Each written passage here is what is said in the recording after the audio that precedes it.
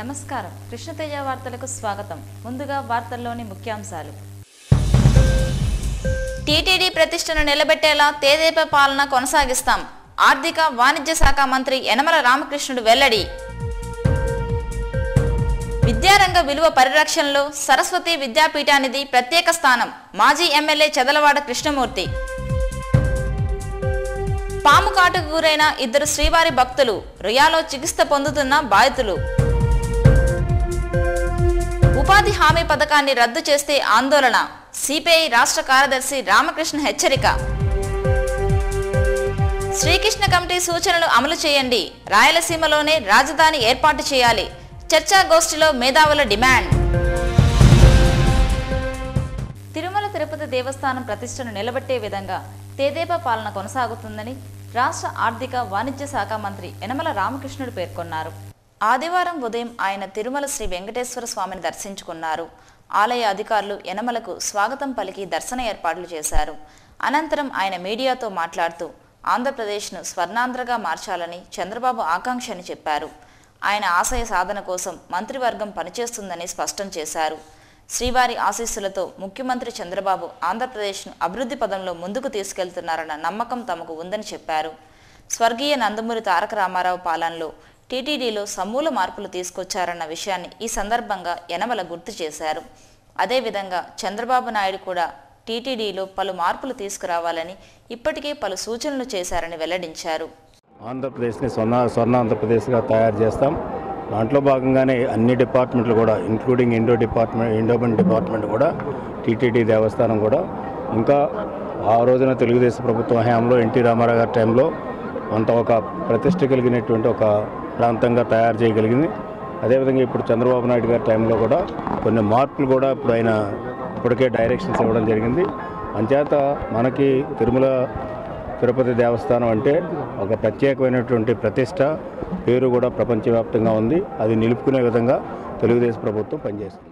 మహాత్మా జాతీయ గ్రామీణ ఉపాధి హామీ పథకాన్ని నీరుగార్చే ప్రయత్నం చేస్తే సహించబోమని సిపిఐ రాష్ట్ర కార్యదర్శి రామకృష్ణ స్పష్టం చేశారు. స్థానిక బైరాగపట్టణంలోని గంధమనేని శివయ్య కృష్ణారెడ్డి భవన్లో గ్రామీణ ఉపాధి హామీ పథకంపై రాష్ట్ర స్థాయి సదస్సు జరిగింది. ఈ సదస్సుకు ముఖ్య అతిథిగా విచ్చేసిన ఆయన మాట్లాడుతూ సార్వత్రిక ఎన్నికల అనంతరం కేంద్రంలో అధికారంలోకి వచ్చిన ఎన్డీఏ ప్రభుత్వ పాలనలో ఉపాధి హామీ పథకం అమలుపై పెద్ద చర్చ జరుగుతోందన్నారు. రాజకీయ కుట్రలతో పథకం అమలును నీరుగార్చే ప్రయత్నం చేస్తే సహించబోమని స్పష్టం చేశారు. 2004 ఎన్నికల అనంతరం వామపక్ష పార్టీల మద్దతుతో అధికారంలోకి వచ్చిన యూపీఏ ప్రభుత్వం లెఫ్ట్ పార్టీల ఒత్తిడి మేరకు జాతీయ గ్రామీణ ఉపాధి హామీ పథకాన్ని అమలులోకి తీసుకొచ్చినట్లు వెల్లడించారు. ఈ పథకం ద్వారా గ్రామీణ ప్రాంతాల్లో వ్యవసాయ కార్మికులు, చేతి వృత్తులు, ఇతర వర్గాలకు చెందిన ప్రజల వలసలను నివారించి ఆర్థిక స్వావలంబన చేకూర్చడంలో ఈ పథకం కీలక భూమిక పోషించిందని గుర్తు చేశారు. అటువంటి పథకాన్ని మరింత పటిష్టంగా అమలు చేయాలని ఆయన కేంద్ర ప్రభుత్వాన్ని డిమాండ్ చేశారు. ఈ సదస్సులో మాజీ MLC Jelli Wilson, Venkatrao, Keshava Reddy, Kondalarao, CPI జిల్లా కార్యదర్శి రామానాయుడు, వ్యవసాయ కార్మిక సంఘం జిల్లా ప్రధాన కార్యదర్శి వెంకటరత్నం, శివకుమార్, వివిధ జిల్లాలకు చెందిన పలువురు ప్రతినిధులు పాల్గొన్నారు.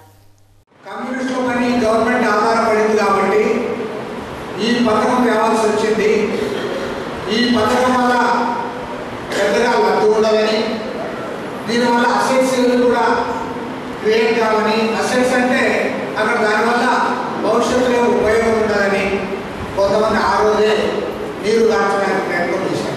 కానీ కమ్యూనిస్ట్ పార్టీలు గట్టిగా ఉండి తీరాలి, కోట్లాది మంది పేద ప్రజలు ఎవరైతే గ్రామీణ ప్రాంతాల్లో నివసిస్తూ ఉన్నారో వాళ్ళు వలసపోకుండా కాపాడాలి, వలసలను ఆపాలి, ఆ రకంగా వారికి ఉపాధి చూపాలి, లేని ఇతర సామాజిక సమస్యలు కూడా వస్తాయి. తిరుమలలో 2 శ్రీవారి భక్తులు పాము కాటుకు గురయ్యారు. సర్వదర్శనం క్యూలైన్లో వేచి ఉండగా ఈ ఘటన చోటు చేసుకుంది. బళ్ళారికి చెందిన 8 మంది సభ్యులతో కూడిన భక్త బృందం ఆదివారం తిరుమలకు చేరుకుంది. శ్రీవారి దర్శనార్థం నారాయణగిరి సర్వదర్శన క్యూలైన్లో వేచి ఉండగా ఓ పాము క్యూలైన్లోకి ప్రవేశించింది. దీంతో భక్తులు భయాందోళనకు గురయ్యారు. భక్తులు పరుగుదులు తీసే క్రమంలో క్యూలైన్లో ఉన్న బళ్ళారికి చెందిన గౌరమ్మ, చిన్నారి భవానీలు పాము కాటుకు గురయ్యారు. విషయం తెలుసుకున్న సెక్యూరిటీ సిబ్బంది బాధితులను అశ్వని ఆసుపత్రికి తరలించి ప్రాథమిక చికిత్సను అందించారు. అనంతరం వారిని మెరుగైన వైద్యం కోసం తిరుపతి రుయా ఆసుపత్రికి తరలించారు. శ్రీ వాసవి ఆర్యవైశ్య సేవా సమాజం ఆధ్వర్యంలో ఆర్యవైశ్య వృద్ధ దంపతులకు సప్తమ సామూహిక కనకాభిషేక మహోత్సవం ఘనంగా నిర్వహించారు. ఆదివారం స్థానిక పద్మావతి కళ్యాణ మండపంలో తిరుపతి శ్రీ వాసవి ఆర్యవైశ్య సేవా సమాజం సభ్యులచే సామూహిక కనకాభిషేక మహోత్సవం వైభవంగా జరిగింది. ఈ మహోత్సవంలో 70 ఏళ్లు పైబడి 108 ఆర్యవైశ్య వృద్ధ దంపతులకు కనకాభిషేకం నిర్వహించారు. ఈ సందర్భంగా ఆ సంఘం నాయకులు మీడియాతో మాట్లాడుతూ సామాజిక స్పృహతో కనకాభిషేక సంస్కారములు చేకూరుటకు వీలుకాని వారికి సామూహికంగా శాంతి కార్యక్రమం చేపట్టి గ్రహబాధ, మృత్యుబాధ, అనారోగ్యాల నుండి కాపాడాలనే సదుద్దేశంతో ఈ కార్యక్రమం చేపట్టడం జరిగిందన్నారు. 1991లో ఏర్పాటు చేసిన ఆర్యవైశ్య సేవా సమాజం ఆధ్వర్యంలో ఇప్పటి వరకు పలు కార్యక్రమాలు నిర్వహించినట్లు వెల్లడించారు. ప్రతి ఏటా కార్తీక మాసంలో వనభోజనం, ఆర్యవైశ్య వధూవరులకు పరిచయ వేదిక, సామూహిక వివాహాలు, పేద విద్యార్థులకు ఉచిత వసతి సదుపాయం వంటి కార్యక్రమాలు చేపట్టడం జరిగిందని వివరించారు. ఈ కార్యక్రమంలో ఆర్యవైశ్య సేవా సమాజం అధ్యక్షులు జక్కా సుబ్బరాజు, సెక్రటరీ నరసింహారావు, కోశాధికారి మహేష్ గుప్తా, సభ్యులు రామ్మూర్తి, రాజేష్ కుమార్, శరత్ తదితరులు పాల్గొన్నారు. సుషుమ్న క్రియా యోగాతో సంపూర్ణ ఆరోగ్యం సాధ్యమవుతుందని పూజశ్రీ ఆత్మానందమయి అమ్మ తెలిపారు. మహతి కళాక్షేత్రంలో ఆదివారం సాయంత్రం దివ్య బాబాజీ సుషుమ్న క్రియా యోగా ఫౌండేషన్ ఆధ్వర్యంలో ఉచిత ధ్యాన శిక్షణా కార్యక్రమం జరిగింది. ఈ కార్యక్రమాన్ని పూజశ్రీ ఆత్మానందమయి అమ్మ ప్రారంభించారు. సాయంత్రం 6 గంటల నుండి రాత్రి 8:30 వరకు ఈ ఉచిత ధ్యాన శిక్షణా కార్యక్రమం కొనసాగింది. నగరవాసులు అధిక సంఖ్యలో కార్యక్రమంలో పాల్గొని ధ్యానంపై శిక్షణ పొందారు. ఈ ధ్యానం పూర్వం ఋషులు, మహర్షులు చేయడం ద్వారా ఎంతో ఆరోగ్యంగా జీవించేవారన్నారు. అటువంటి ధ్యానాన్ని చేయడం ద్వారా అందరూ ఆరోగ్యంగా సుఖమయ జీవితాన్ని గడిపేందుకు అవకాశం ఉందని తెలిపారు. ఈ కార్యక్రమంలో ట్రస్ట్ సభ్యులు సుబ్రహ్మణ్యం, శిరీష, మూర్తి, సంజయ్ కుమార్, రామచంద్రలతో పాటు నగర వాసులు పాల్గొన్నారు. ప్రేమ పేరుతో ఓ అమ్మాయి నయవంచనకు గురైంది. న్యాయం కోసం ప్రియుడి ఇంటి ముందు మౌన పోరాటం చేపట్టింది. తిరుపతి నగరంలో ఆదివారం ఓ యువతి న్యాయం కోసం ప్రియుడి ఇంటి ముందు మౌన పోరాటాన్ని చేపట్టింది. బాధితురాలి కథనం మేరకు కుప్పంకు చెందిన శాంతిప్రియ తిరుపతి నగరంలోని ఓ ప్రైవేట్ కళాశాలలో డిగ్రీ చదువుతూ వసతి గృహంలో ఉండేది. ఈ నేపథ్యంలో అదే కళాశాలలో విద్యను అభ్యసిస్తున్న కొర్లగుంటకు చెందిన పవన్ కుమార్తో పరిచయం ఏర్పడింది. ఈ పరిచయం కాస్త ప్రేమగా మారింది. ఇరువురు వివాహం చేసుకోవాలని కుటుంబ సభ్యులకు తమ అభిప్రాయాలను తెలియజేశారు. అయితే వీరి వివాహానికి పెద్దలు అంగీకరించకపోవడంతో 1.5 ఏళ్ల క్రితం ప్రేమ వివాహం చేసుకున్నారు. అనంతరం హైదరాబాదులో కాపురం పెట్టి కొంతకాలం సజావుగా జీవనాన్ని గడిపారు. ఈ నేపథ్యంలో శాంతిప్రియ గర్భం దాల్చింది. ఆ యువతిని వదిలించుకోవాలనుకున్న పవన్ మాయమాటలు చెప్పి అబార్షన్ చేయించాడు. అక్కడి నుండి చెప్పా పట్టకుండా తిరుపతికి పరారయ్యాడు. హైదరాబాదులో పోలీసులను ఆశ్రయించిన బాధితురాలికి న్యాయం జరగకపోవడంతో భర్త కోసం వెతుక్కుంటూ తిరుపతిలోని పవన్ ఇంటికి చేరుకుంది. అత్తమామలు బాధితురాలి పట్ల దురుసుగా వ్యవహరించడంతో ఆగ్రహించిన ఆ యువతి మహిళా సంఘాల ఆధ్వర్యంలో తనకు న్యాయం చేయాలని కోరుతూ భర్త ఇంటి ముందు ఆదివారం మౌన పోరాటం చేపట్టింది.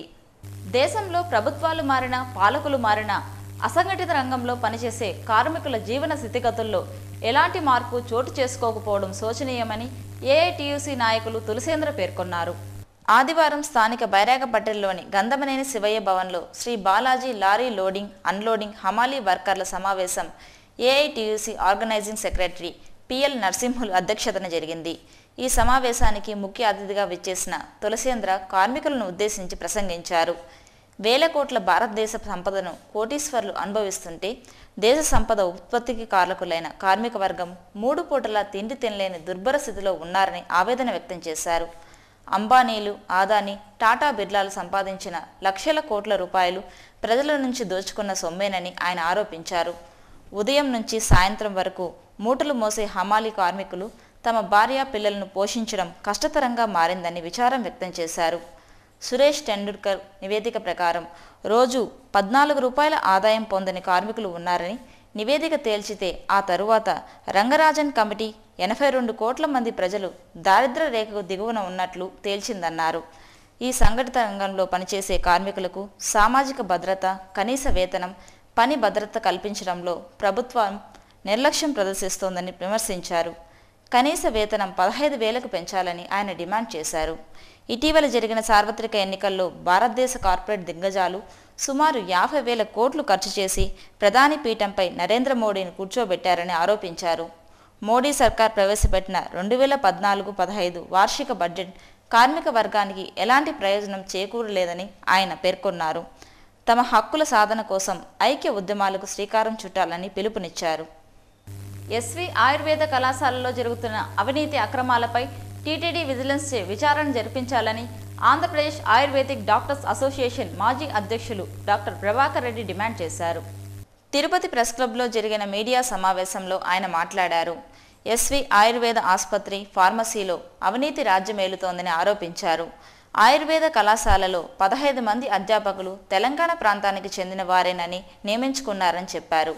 టీటీడీ నిబంధనల ప్రకారం స్థానికులకు అవకాశం కల్పించాల్సి ఉందన్నారు. కళాశాల ఫార్మసీలో ఖాళీల భర్తీకి పత్రికా ప్రకటన చేయాలని డిమాండ్ చేశారు. ప్రిన్సిపల్ రాజయ్య అక్రమాలు రోజురోజుకు పెరిగిపోతున్నాయని, ఆయనపై టీటీడీ యాజమాన్యం చర్యలు తీసుకోవాలని కోరారు. ప్రతి జిల్లాలో ఆయుర్వేద, యునానీ ఆసుపత్రులు ప్రారంభించి నిరుద్యోగ పీజీ డాక్టర్లను ఆదుకోవాలని టీటీడీకి ఆయన విజ్ఞప్తి చేశారు. అనంతరం సంఘం కార్యదర్శి శివయ్య మాట్లాడుతూ ఎస్వి ఆయుర్వేద కళాశాలలో అవినీతి జరుగుతున్నా టీటీడీ పట్టించుకోకపోవడం దారుణమన్నారు. ఈ మీడియా సమావేశంలో సంఘం నాయకులు నాగరాజు పాల్గొన్నారు. ఓటేరు చెరువుకు పట్టాలు మంజూరు చేయడంపై ఏసీబీ విచారణ చేపట్టాలని సిపిఎం జిల్లా కార్యదర్శి కుమార్ రెడ్డి డిమాండ్ చేశారు. తిరుపతి నగరానికి అతి సమీపంలోని ఓటు చెరువుకు పట్టాలు మంజూరు చేసిన ఘటనపై సమగ్ర విచారణ చేపట్టాలని డిమాండ్ చేస్తూ ఆదివారం స్థానిక నగరపాలక సంస్థ కార్యాలయం ఎదుట సిపిఎం నాయకులు ధర్నా చేపట్టారు. దురాక్రమణదారుల నుంచి ఓటేరు చెరువును కాపాడుకుందాం, పట్టాలు మంజూరుపై విచారణ చేపట్టాలని పెద్ద ఎత్తున నినాదాలు చేశారు. ఈ సందర్భంగా సిపిఎం జిల్లా కార్యదర్శి కుమార్ రెడ్డి, నగర కార్యదర్శి నాగరాజులు మీడియాతో మాట్లాడుతూ జిల్లా కలెక్టర్గా పనిచేసి బదిలీ అయిన జిల్లా పాలనాధికారి రామ్ గోపాల్, గతంలో తిరుపతి ఆర్డీఓగా పనిచేసిన రామచంద్రారెడ్డి తహసీల్దార్లు ఓటేరు చెరువుకు సంబంధించి న్యాయస్థానానికి సరైన ఆధారాలు సమర్పించి ప్రభుత్వ భూమిగా పేర్కొనడం జరిగిందన్నారు. న్యాయస్థానంలో కేసు నెగ్గిన అనతికాలంలోనే సర్వే నెంబర్ 377లో కొందరు బడా నేతలకు పట్టాలు మంజూరు చేయడం జరిగిందని పేర్కొన్నారు. ఈ భూ సమర్పణ వెనుక కోట్లాది రూపాయల చేతులు మారిందని ఆరోపించారు. ఈ ధర్నా కార్యక్రమంలో సిపిఎం నాయకులు చంద్రశేఖర్ రెడ్డి, సుబ్రహ్మణ్యం, జయచంద్ర, కుమారమ్మ తదితరులు పాల్గొన్నారు. తెలుగుదేశం ప్రభుత్వం ఏమాత్రం చిత్తశుద్ధున్నా చంద్రబాబు నాయుడు మేము వస్తే కబ్జా కోరలందరి మీద చర్య తీసుకుంటామని చెప్పి ఆరోజు చెప్పాడు. ఆయన ముఖ్యమంత్రి అయిన 3 రోజుల్లోనే ఈరోజు ఓటర్ చెరువు కబ్జా అయిపోతూ ఉంది. కాబట్టి ఆయనకి ఏమాత్రం చిత్తశుద్ధున్నా దీనిని చెరువును కాపాడి తన చిత్తశుద్ధి నిరూపించుకోవాలని చెప్పి సిపిఎం పార్టీ కోరుతా ఉంది. లేని పక్షంలో అటు చట్టపరంగాను ఇక ప్రజా ఉద్యమాల పరంగా కూడా దీనిపైన పెద్ద ఎత్తున పోరాటం.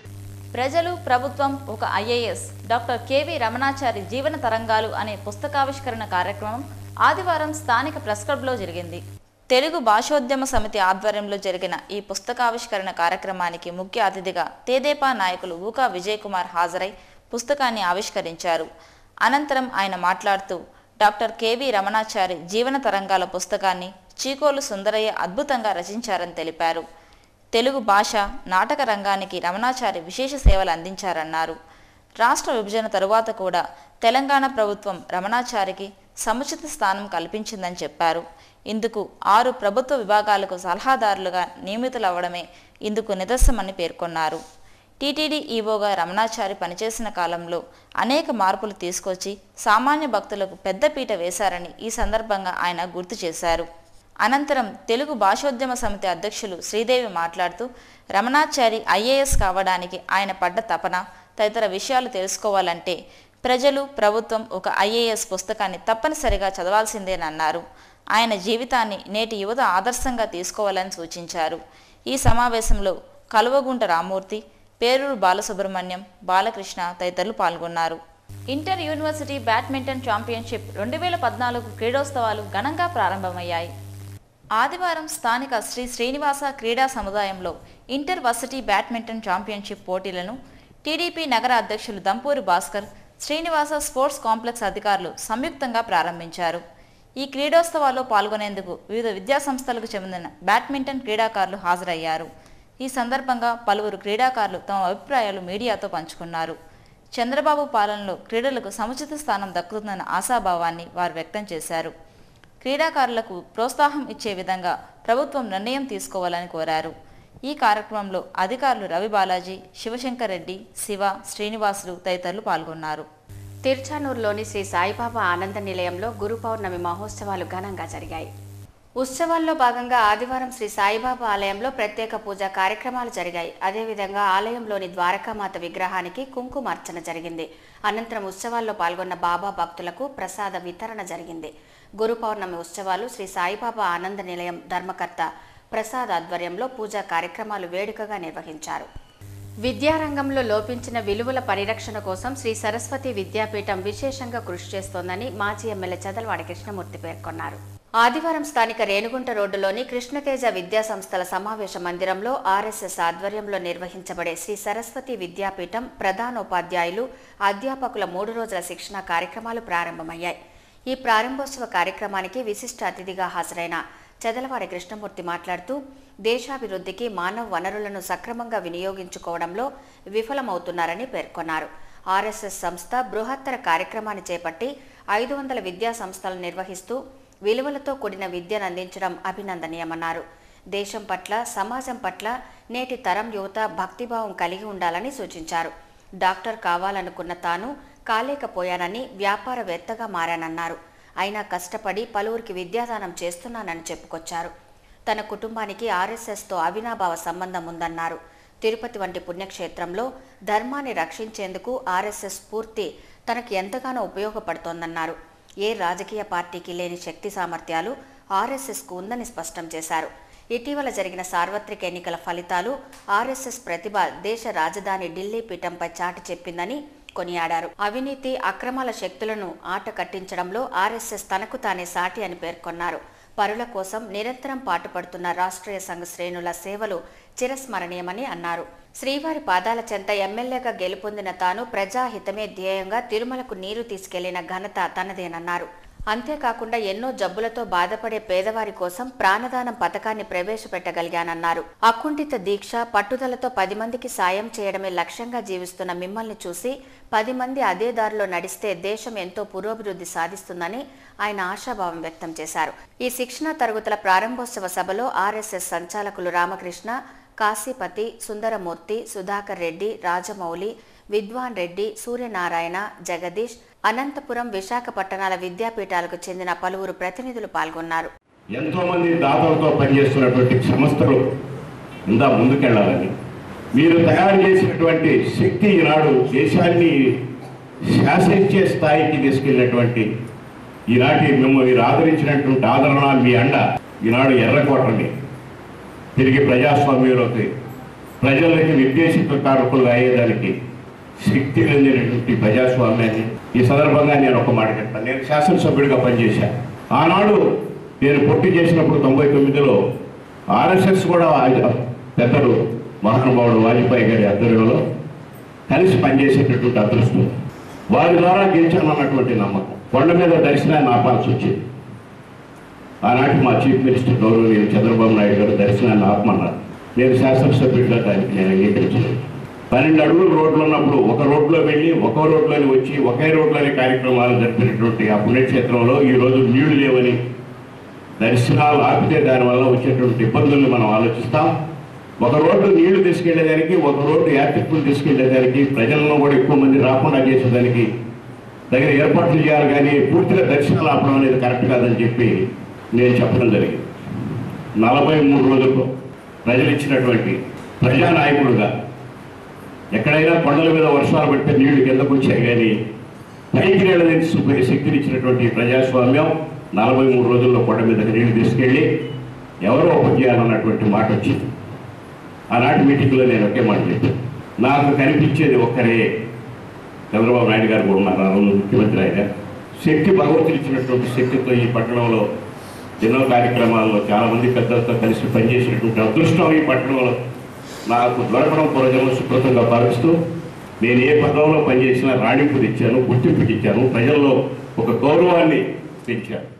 గ్రామీణ ప్రాంత పాత్రికేయుల ప్రతిభను వెలికితీసేందుకు ప్రతి ఏటా అవార్డులు ప్రదానం చేయడం అభినందనీయమని సమాచార హక్కు చట్టం కమిషనర్ మాడభూషి శ్రీధర్ పేర్కొన్నారు. ఆదివారం స్థానిక ఓ ప్రైవేట్ హోటల్లో శ్రీ సుందర్రాజ మెమోరియల్ ట్రస్ట్ ఆధ్వర్యంలో పాత్రికేయులకు ఉత్తమ జర్నలిస్టుల అవార్డుల ప్రదానోత్సవ సభ జరిగింది. ఈ కార్యక్రమానికి ముఖ్య అతిథిగా విచ్చేసిన శ్రీధర్ మాట్లాడుతూ మీడియా పట్ల సమాజంలో గౌరవ మర్యాదలతో పాటు కొన్ని సందర్భాల్లో అనుకోని విధంగా ప్రతిఘటనలు ఎదురవుతుంటాయని అన్నారు.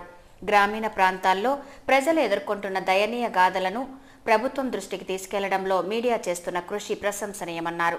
అనంతరం ఉత్తమ అవార్డులకు ఎంపికైన విలేకరులకు మాడభూషి చేతుల మీదుగా నగదు బహుమతులను ప్రదానం చేశారు. ఉత్తమ జర్నలిస్ట్ అవార్డులు అందుకున్న వారిలో వాల్మీకిపురంకు చెందిన కె మంజునాథ్, మొలకల చెరువుకు చెందిన బాలాజీ, ఏర్పేడుకు చెందిన హరిబాబు, కురువలకోట మండలం విలేకరి రెడ్డి శేఖర్, బంగారుపాలెం మండలంకు చెందిన అరవింద్, పలమనేరుకు చెందిన సుబ్రహ్మణ్యం, బంగారుపాలెంకు చెందిన ఉమాపతి, వెదురుకుప్పంకు చెందిన గోవిందరాజులు ఉన్నారు.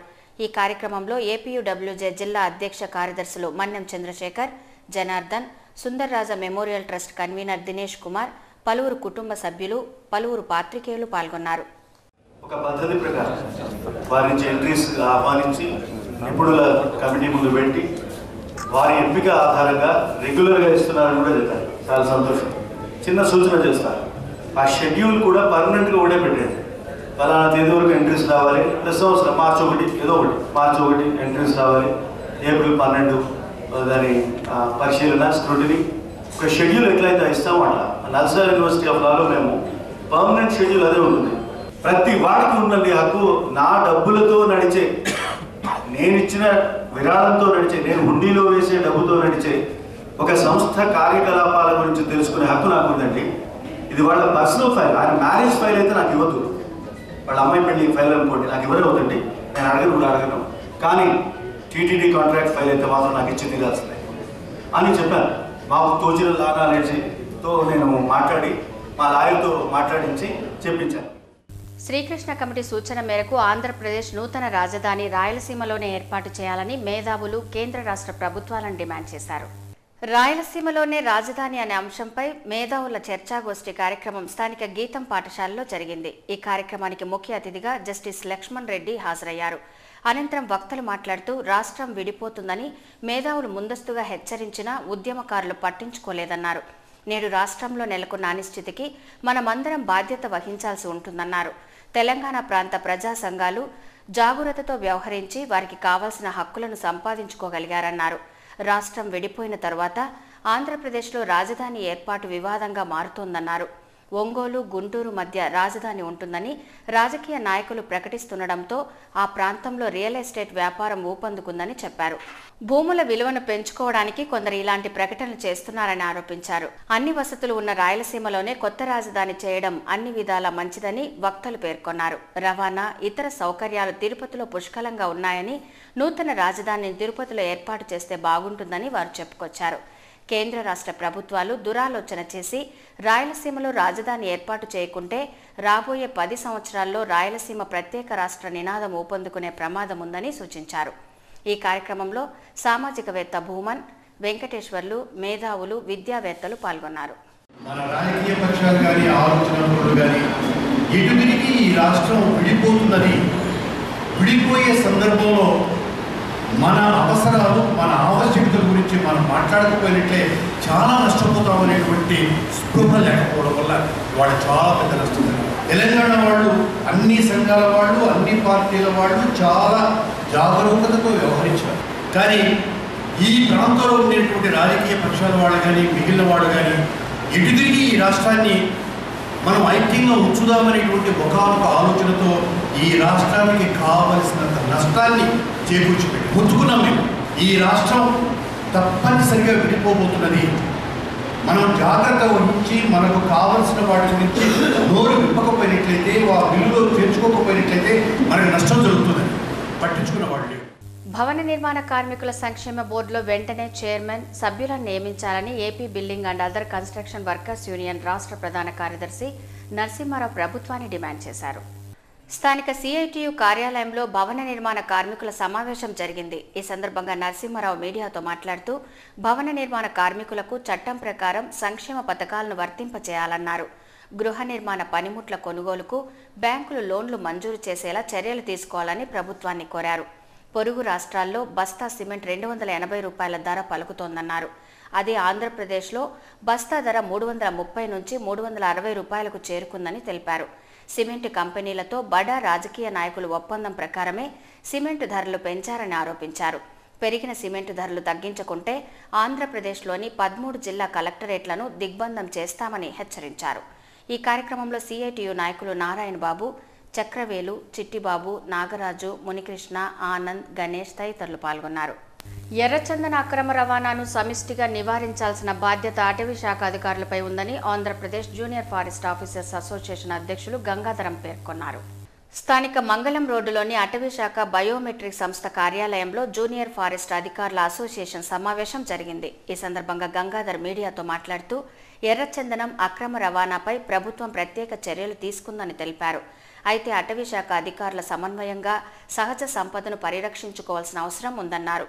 జూనియర్ అటవీ శాఖ అధికారులు ఎదుర్కొంటున్న పలు సమస్యలపై ప్రభుత్వం స్పందించి పరిష్కరించాలని కోరారు. ప్రతి నెల 1వ తేదీన వేతనాలు అందేలా చర్యలు తీసుకోవాలన్నారు. గోడౌన్లకు ప్రత్యేక భద్రతా సిబ్బందిని నియమించాలని డిమాండ్ చేశారు. అటవీ శాఖలో చిన్న తప్పిదం జరిగినా అధికారులను బలి చేయడం దారుణమన్నారు. ఈ సమావేశంలో అసోసియేషన్ నాయకులు మల్లికార్జున నాయుడు, సబియా సుల్తానా, వేణు, భువనేశ్వరి, సుందర్ రాజు తదితరులు పాల్గొన్నారు. ఆర్థిక మంత్రి యనమల రామకృష్ణుని ఆదివారం తిరుపతి వస్త్ర వ్యాపారుల సంఘం నాయకులు కలిసి అభినందనలు తెలిపారు. అనంతరం సంఘం నాయకులు ఆయనను పట్టు వస్త్రాలతో సత్కరించారు. ఈ కార్యక్రమంలో సంఘం అధ్యక్షులు పశుపత్రి గోపీనాథ్, కార్యదర్శి వేణుగోపాల్, నాయకులు హరి, రాజేంద్ర ప్రసాద్, సుబ్రహ్మణ్యం తదితరులు పాల్గొన్నారు. అలాగే రాష్ట్ర ఆర్థిక వాణిజ్య శాఖ మంత్రి యనమల రామకృష్ణుని ఆంధ్రప్రదేశ్ ఆయుర్వేదిక్ స్టూడెంట్ అసోసియేషన్ నాయకులు ఆదివారం స్థానిక పద్మావతి అతిథి గృహంలో కలిశారు. ఈ సందర్భంగా నాయకులు పలు సమస్యలను ఆయన దృష్టికి తీసుకెళ్లారు. పొరుగు రాష్ట్రాల్లో ఆయుర్వేదిక్ డిస్పెన్సరీలు అధికంగా ఉన్నాయని, ఆంధ్రప్రదేశ్లోనూ డిస్పెన్సరీల సంఖ్యను పెంచాలని కోరారు. ఈ కార్యక్రమంలో సంఘం నాయకులు డాక్టర్ శివప్రసాద్, మాల్యాద్రి, రాజా విశ్వతేజ తదితరులు పాల్గొన్నారు. ఇక తిరుమల సమాచారం. తిరుమలలో భక్తుల రద్దీ పెరిగింది. శ్రీవారి ఉచిత దర్శనానికి అన్ని కంపార్ట్మెంట్లలో భక్తులు వేచి ఉన్నారు. వీరికి 23 గంటల దర్శన సమయాన్ని కేటాయించారు. నడక మార్గాన శ్రీవారిని దర్శించుకునే భక్తులు అన్ని కంపార్ట్మెంట్లలో వేచి ఉన్నారు. వీరికి 13 గంటల దర్శన సమయాన్ని కేటాయించారు. కాగా 300 రూపాయల శీఘ్ర దర్శనం టికెట్లను రద్దు చేశారు. Tirupati bullion gold jewellery and silver merchants association సమాచారం మేరకు సోమవారం లోకల్ బులియన్ మార్కెట్లో బంగారం, వెండి ధరలు ఇలా ఉంటాయి. 24 క్యారెట్ల అపరంజి బంగారం 10 గ్రాముల ధర 29,020 రూపాయలు. 22 క్యారెట్ల నగల బంగారం 1 గ్రాము ధర 2,713 రూపాయలు. వెండి 1 కేజీ ధర 46,325 రూపాయలు. రీటైల్ వెండి 1 గ్రాము ధర 49 రూపాయల 60 పైసలుగా ఉంటుంది. వార్తలు ముగించే ముందు ముఖ్యాంశాలు మరోసారి. టీటీడీ ప్రతిష్టను నిలబెట్టేలా తేదేపా పాలన కొనసాగిస్తాం. ఆర్థిక వాణిజ్య శాఖ మంత్రి యనమల రామకృష్ణుడు వెల్లడి. విద్యారంగ విలువ పరిరక్షణలో సరస్వతి విద్యాపీఠానిది ప్రత్యేక స్థానం. మాజీ ఎమ్మెల్యే చెదలవాడ కృష్ణమూర్తి. పాము కాటుకు గురైన 2 శ్రీవారి భక్తులు, రుయాలో చికిత్స పొందుతున్న బాధితులు. ఉపాధి హామీ పథకాన్ని రద్దు చేస్తే ఆందోళన. సిపిఐ రాష్ట్ర కార్యదర్శి రామకృష్ణ హెచ్చరిక. శ్రీకృష్ణ కమిటీ సూచనలు అమలు చేయండి. రాయలసీమలోనే రాజధాని ఏర్పాటు చేయాలి. చర్చాగోష్ఠిలో మేధావుల డిమాండ్. ఈ వార్తలు ఇంతటితో సమాప్తం. నమస్కారం.